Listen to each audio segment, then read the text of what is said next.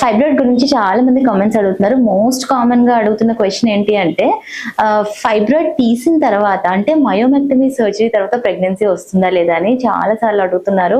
చూడండి, ఫైబ్రాయిడ్ తీసే surgery specially ప్రెగ్నెన్సీకి ఎవరైతే ప్లాన్ చేసుకుంటున్నారో వాళ్ళకి చేస్తాము.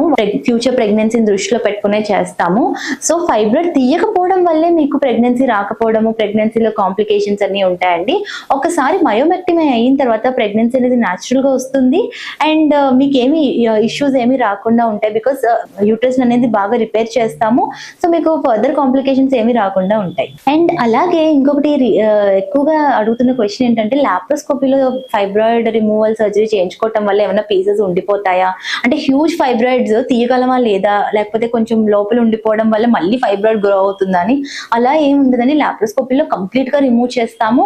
అండ్ ఆ చిన్న కీ హోల్ సర్జరీ ద్వారానే మొత్తం రిమూవ్ చేస్తాము. స్పెషలైజ్డ్ టెక్నిక్ ఉంటుంది, ఆ ఫైబ్రాయిడ్ అంతా పీసెస్ లా చేసి బయటకు తీసే టెక్నిక్. సో ఎక్కడ ఏమి ఉండిపోదు, కంప్లీట్ గా రిమూవ్ అవుతుంది మీ ఫైబ్రాయిడ్ అనేది. సో స్కార్స్ ఉండవు చక్కగా. అంటే అన్మ్యారీడ్ వాళ్ళకి చిన్న చిన్న స్కార్స్ తోనే మీకు సర్జరీ అయిపోతుంది. పెయిన్ అనేది తక్కువగా ఉంటుంది, బ్లడ్ లాస్ కూడా చాలా తక్కువ ఉంటుంది.